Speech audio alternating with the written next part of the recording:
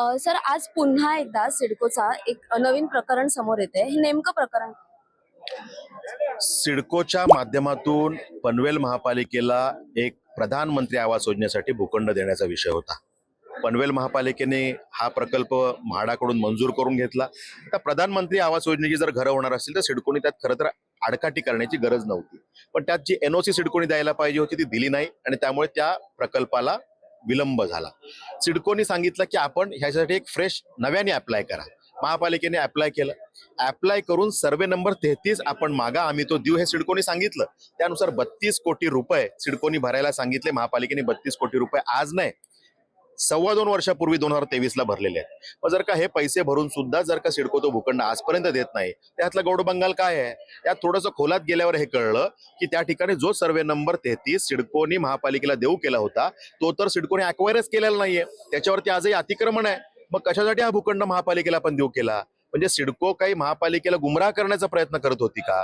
मग परत सिडकोनी जेव्हा ह्यात पाठपुरावा केल्यानंतर सिडकोने सांगितलं की आपण आता सर्वे नंबर 59 मागा. महापालिकेने तो मागितला, त्यासाठीची 14 पत्र दिली, पण अजूनपर्यंत सिडकोने तो भूखंड दिला नाही आणि त्यामुळे महापालिकेचा प्रधानमंत्री आवास योजनेचा प्रकल्प तो अजूनही प्रलंबित आहे. मग ही सिडकोची उदासीन मानसिकता, नकारात्मक मानसिकता काय? या विषयामध्ये आम्ही संघर्ष करतोय. हा विषय आज मी अधिवेशनात उपस्थित करणार आहे, सभागृहात उपस्थित करणार आहे. याच जोडीनं MMRDA ची आमच्याकडे रेंटल हाऊसिंग स्कीम झाली. त्यामध्ये आज 11,000 पेक्षा जास्त घरं तयार झालेली आहेत. 8,000 घरं ही गेल्या 8 वर्षापासून बांधून पडून आहेत, प्रलंबित आहेत, पडून आहेत, दुर्लक्षित आहेत. त्याची अवस्था आज घरांची अशा प्रकारची आहे. ही घरं आता जर का डागडुजी करायची असेल तर सरकारला याच्यावरती लाखो रुपये खर्च करायला लागणार आहेत, करोडो रुपये खर्च करायला लागणार. ही अवस्था आहे. मग ही घरं आम्ही घेणार पण नाही आणि आम्ही जर का गरिबांना देणार पण नाही, ही भूमिका जर का अधिकाऱ्यांची असेल तर ती मानसिकता चुकीची आहे. त्यामुळे या विषयात सुद्धा आम्ही आवाज उचललेला आहे.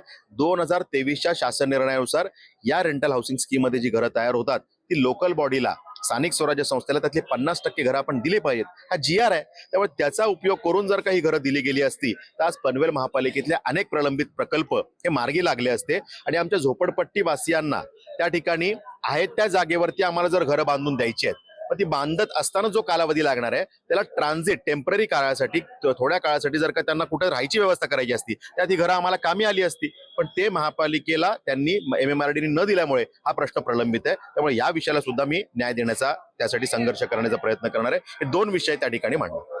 महायुती सरकार असून देखील अधिकाऱ्यांचा मनमानी कारभार सुरू आहे असं वाटतं.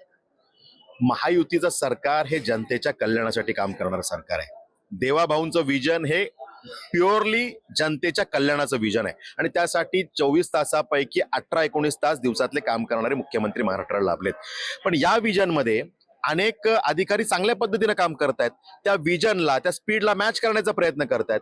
पण आजही अनेक अधिकारी असे आहेत की ज्यांची मुजोरी आहे, खास करून सिडकोतले आणि MMRDA मधले हे अधिकारी आहेत की जे सरकारच्या चांगल्या विजनरी निर्णयांना कुठेतरी थांबवण्याचा प्रयत्न, खोडा घालण्याचा प्रयत्न करतात, दिरंगाई करण्याचा प्रयत्न करतात. त्यांना कदाचित चांगली भाषा समजत नाही. मग अशा वेळेला लोकप्रतिनिधी म्हणून आमचं कर्तव्य आहे की त्यांना जी भाषा समजते ती भाषा बोलली पाहिजे आणि ती भाषा बोलण्याचा आम्ही प्रयत्न करतो. आता अधिवेशनात तुम्ही हा मुद्दा मांडल्यानंतर या पुढील तुमची भूमिका काय असणार? हा विषय मी मांडणार आहे. त्यातली वस्तुस्थिती, त्याचा फॉलोअप हे सगळं आज सभागृहात आम्ही मांडू आणि त्या माध्यमातून 100% न्याय मिळेल ही मला खात्री आहे.